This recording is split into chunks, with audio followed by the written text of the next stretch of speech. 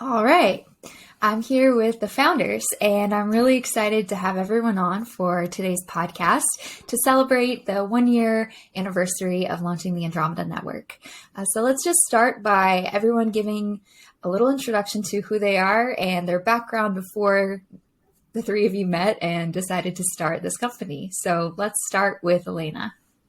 Thank you, Ashley. My name is Elena Sinelnikova. I am right now is a decentralization coordinator at Metis, and Metis is going decentralized by emerging the eco-nodes. So my previous title, CEO, is now transformed into decentralization coordinator.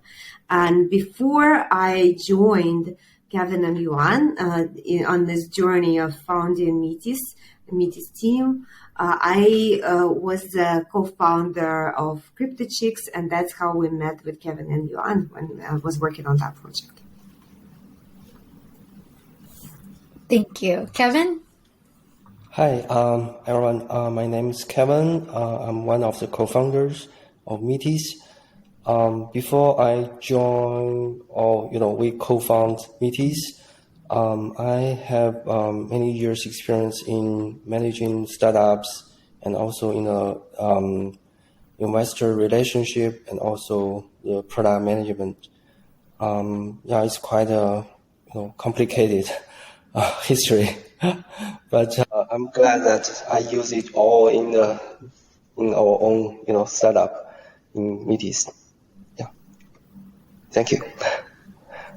Thanks, Kevin. Yeah, it's interesting, all the different paths that we follow. Was that on your end or my end? I don't know. Okay. It seems nice theory. Oh, okay. Oh, okay. I said thank you, and she said you're welcome. It's interesting all the paths that we take and how you don't even think about how experience from something that seems totally unrelated can actually carry over to what you're doing now. Yuan, your turn. Absolutely, thank you. So this is Yuan. I'm the tech guy. So I was before Metis, I was programming life. I started programming since the age of 6, and been programming, for example, for some security measures to lock my parents out of my computer, so I can have my own computer to my own use. So you know, those kind of things. So like to program a lot, like to solve technology problems, like to innovate. That's what I'm focusing on at Metis every day. Other than that, I sometimes spend some chill time with the Metis Club friends, and have some fun. Awesome. Thank you so much. I'm really excited to have all of you on today. So Elena, you mentioned that you all met through CryptoChicks, and I think we've shared before, CryptoChicks is a nonprofit organization that you founded with Natalia Amelin, and it kind of has this academy feature where people can come and they can learn in on-demand and live workshops and webinars, but there's also a hatchery, which is a startup incubator. So is that how this all got started? Through the hatchery? Yes, we actually met at one of the events at one of the conferences that CryptoChicks was putting together, and sort of noticed each other, and then we worked together it was like a sponsorship mode. That we entered that relationship, and Kevin was our CryptoChicks sponsor at the beginning, and then I started working with him as an ambassador, and then it's all evolved into a bigger initiative, right? So the ones that Kevin was a mastermind, and then he brought me in on board, and then Yuan as well.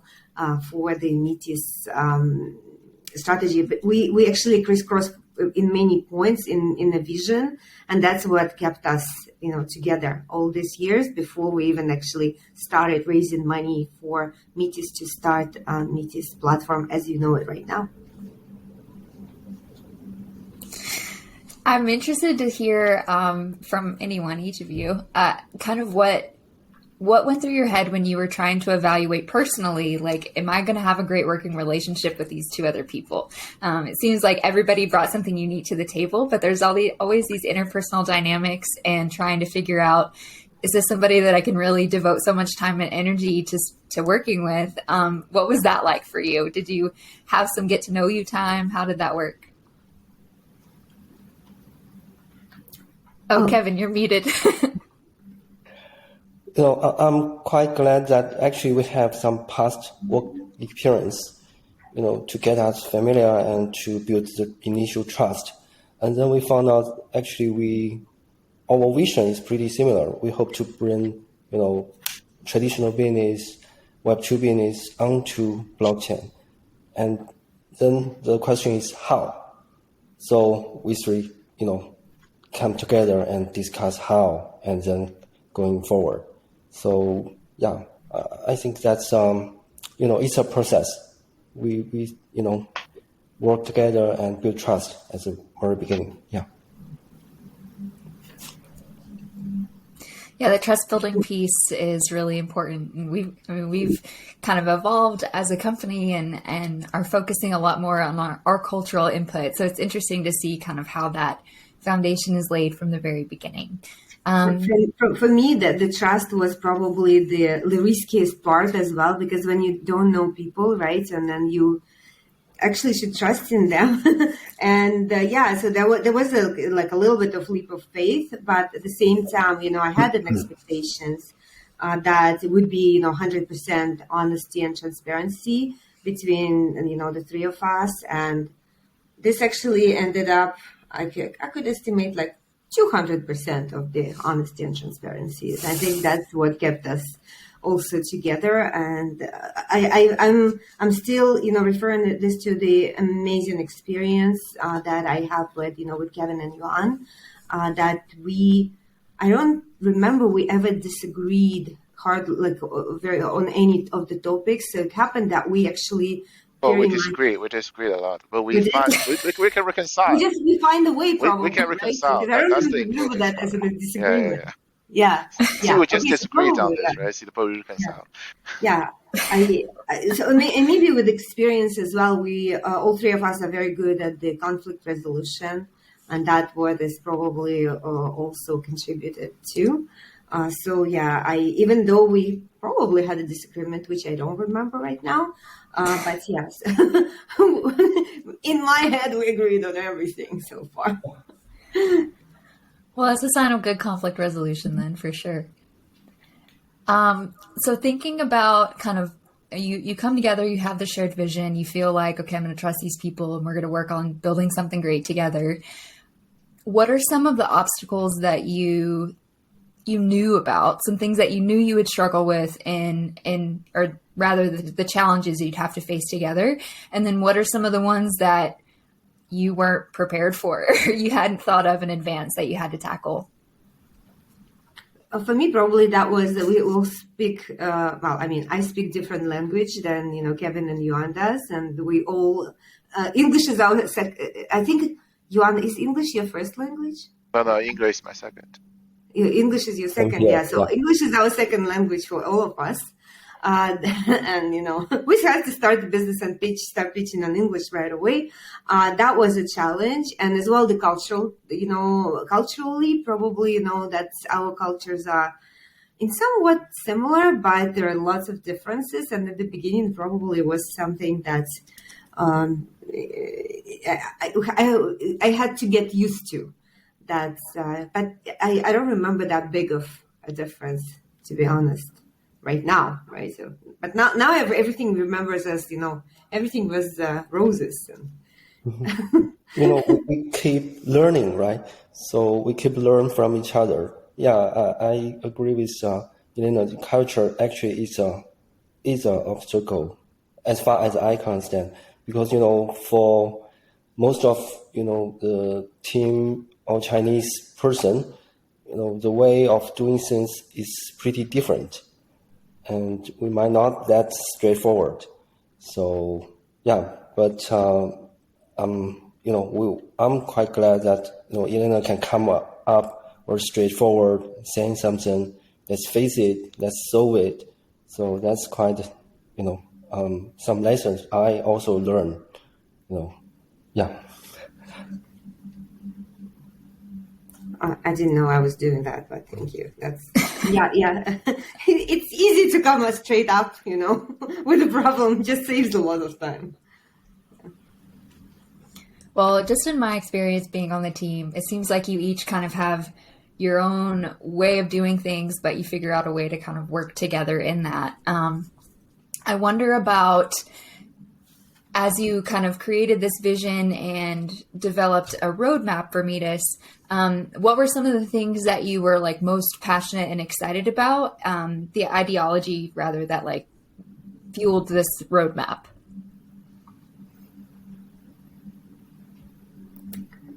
Kevin, you go first. Oh, Yuan? Would you like? Oh, you want to go first? Oh, fine. There are a lot of things to be passionate about. And still, we are really trying very hard to make it possible for business to do operations on the blockchain technology, based on the blockchain technology. And I know we have some products releasing very soon. We enabled that. I'm very excited about it. That's our original version, and we haven't deviated from that vision at all. So all the stuff we have done so far, including the Smart L2 technology, including you will see soon the REST API integrations, the BLS wallet, and next year we'll have the ZK integration.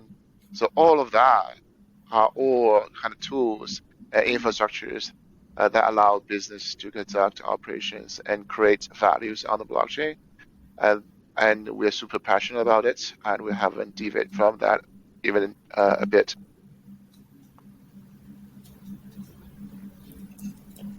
Yeah. I think that's the technical is always very exciting, and go back to our vision that we hope to onboard traditional and Web2 business onto blockchain. So technical infrastructure provides the basic layer to make it business feasible or economically feasible with this high speed and low cost. And I remember Yuan said one sentence how do we define DeFi? What's the rule for DeFi in the whole, economy or the whole ecosystem? Actually, blockchain cannot just have DeFi. DeFi can work as a money market to be the function like providing liquidity and also the value discovery. But if all the business is DeFi, it's gonna like a tree without root. We still need to build something tangible and real business onto the blockchain. And then DeFi can work as a money market, as I mentioned, to provide the functionalities that they need. So actually, I think it's also in our roadmap. We hope to build this kind of infrastructure to support the real business onboarding onto the network, onto the blockchain. So technical is the first step for us. We're also incubating 2 other, eco nodes that they can provide first like replication power, which is your Web3 identity, and also the data privacy layer to enable you, to access especially for those general audience, they can access the blockchain without any obstacles, and also have the control of their own data, and to build up their own footprints in the Web3 world. Another business we are building is the DAC framework.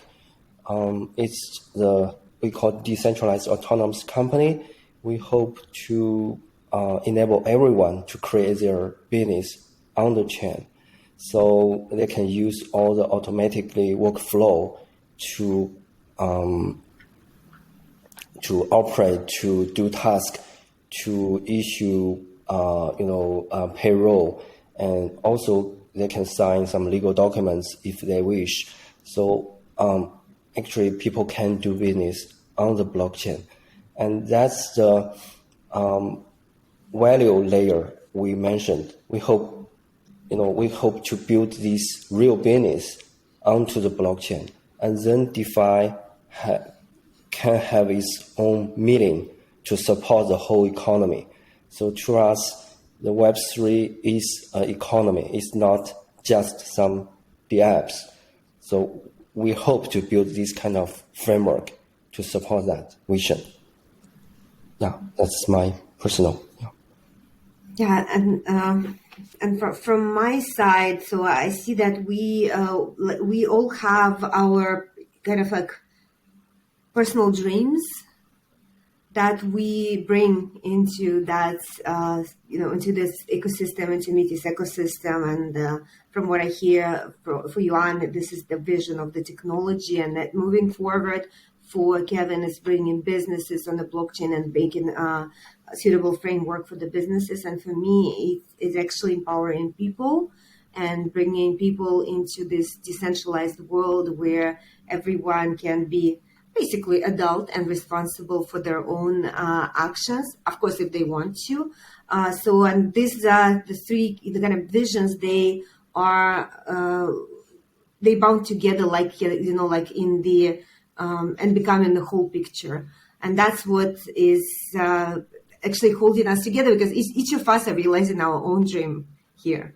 So it's not somebody else's dream that we are working for, and that it is our own dreams, and they fit very nicely all together. Yeah, I hear kind of the mission and the means and the reason behind it in each of your answers, which really works well together. As part of the team, it's been really exciting to watch. I joined Metis just a couple of months after the network launched, and the roadmap has been fulfilled up to this point, and we're doing a great job, and it's exciting to see all the things that we've talked about come to fruition. I'd like to hear both the most rewarding moments of this past year and the most challenging time that you feel like you faced, which may be a difficult thing to answer considering the state of the market and all of those things and how it can really be intense sometimes, but maybe just from a personal perspective rather than an overall industry place.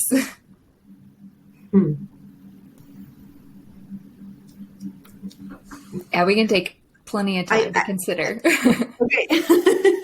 Yeah, most rewarding for me is probably see the people grow, like people that we are onboarded a year ago, maybe even a little bit more than a year ago before the Andromeda launch, and where these people are right now and how they becoming leaders, and also they realizing their own dreams. With this decentralization and with the system of eco-nodes instead of one, Metis entity, we made it possible for everyone to actually go and realize their own dreams. And this is something that I see can be rewarding, that already people that are starting eco-nodes now, that they are working on their own piece, and to see how passionate they are, that is the most probably rewarding thing for me. Of course, apart from our network is being really fast and inexpensive, very, very suitable for business. So this is something that we already take as a given, I think, which we shouldn't. But yeah, so that is the most rewarding thing.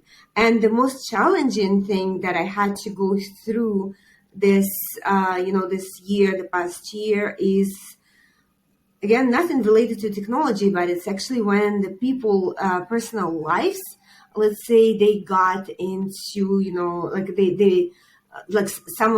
we had one person whose life was like super turbulent this year, and we had to actually support this person as a whole team and basically suffer as a whole team. But at the same time, we went through it. We survived, and we are all together. I'm very glad about that, and I'm very glad that we are, supporting each other as one. So yeah, we're always having each other's back. Yeah, I second that. Yeah, for me, I think from the product level, the most rewarding time is actually the network online, because it's the first step that we turn our dream into reality, and to tell the community that, we're for real, and this network is for real. And everything started from there. And for the most challenging part, I think the past year is also a learning curve for our own founders. We kind of, a lot of things happened, and I think we kind of learned a boundary that how we can support a project. Especially we hope or think the community should be engaged in how we can support the ecosystem projects.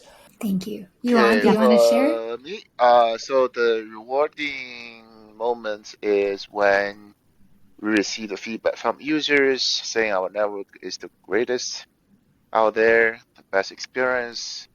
I think it still is. That's a very rewarding moment because I know the dev team has done tremendous work in various areas that people has been discounting, especially a lot of people that is in other camps. They've been discounting our work, but the results shows.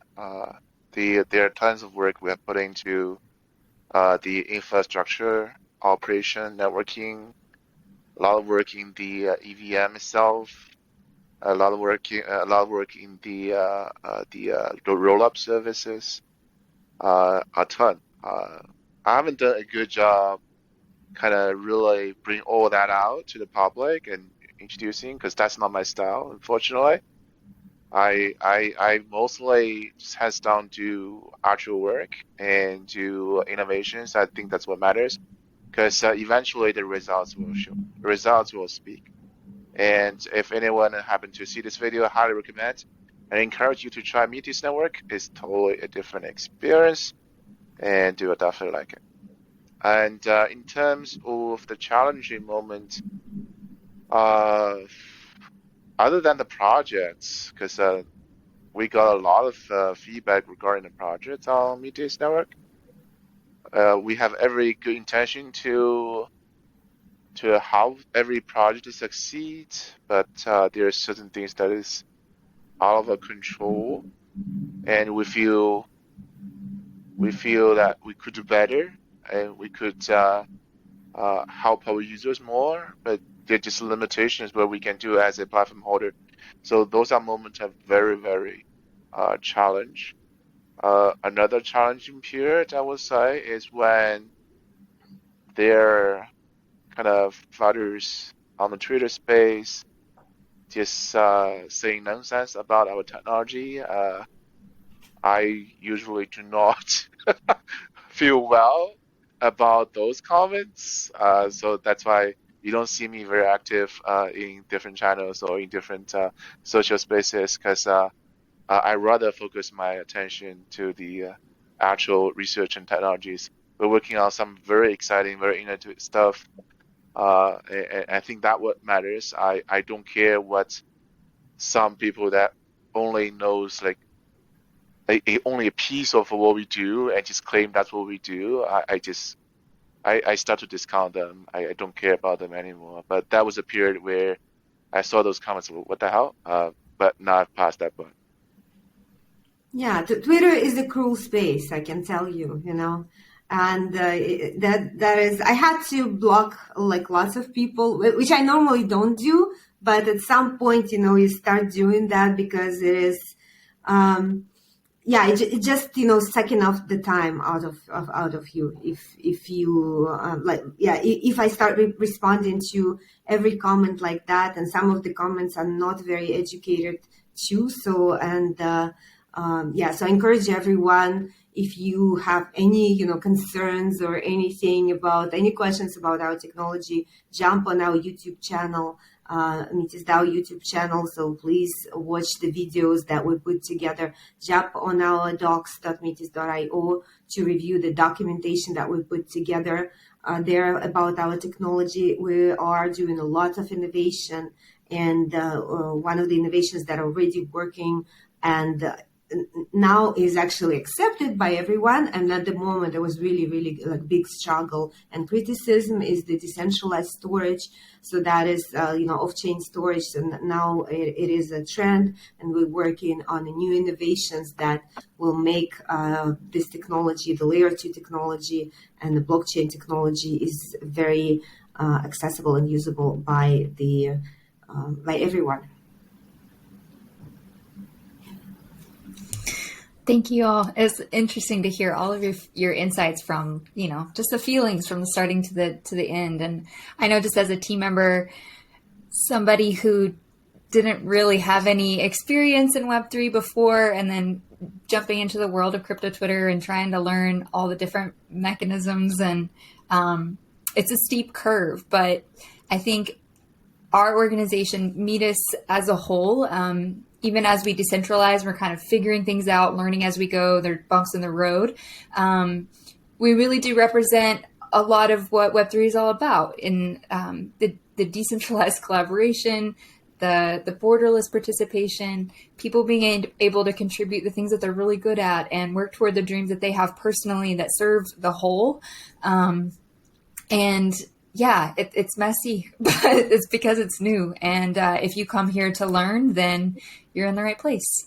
And Metis has been a really great place to do that so far. So I hope people will continue to come to us with constructive input and to ask us questions and to learn and to contribute. I think as we kind of round things out, anything that we're most looking forward to coming up, or any messages that you want to share with the community?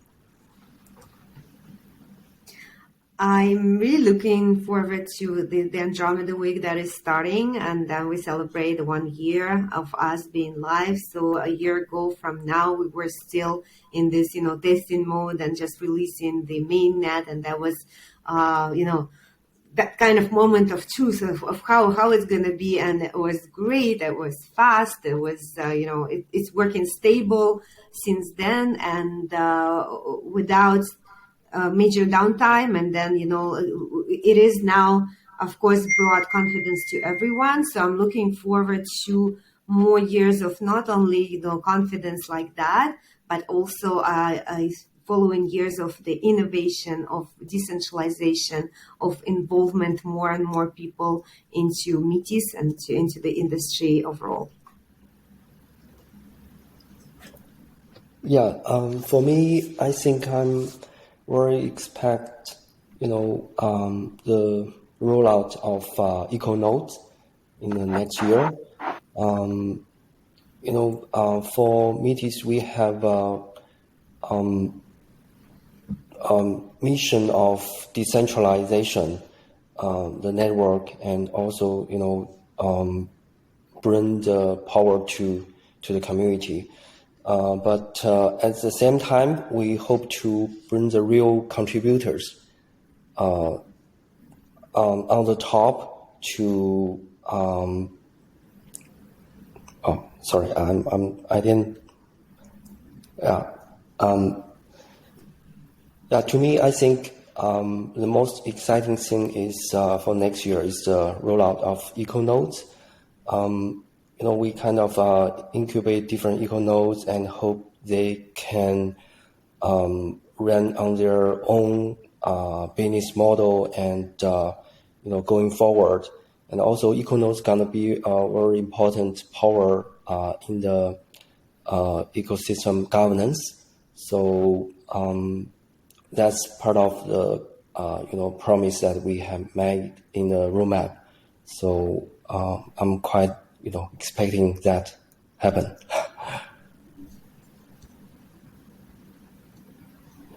My turn? Okay. My turn? Okay, so there are a lot of things to be excited about. it's gonna be hard to pick one. So very soon we're gonna have, like I said, the BLS wallet, which is very important. I'm super excited about it and the potential of it. And so we have REST API so that any developers can come in to develop the apps without really worry about like learning EastJS or any Web3 framework that are kind of new to that. That's coming very soon.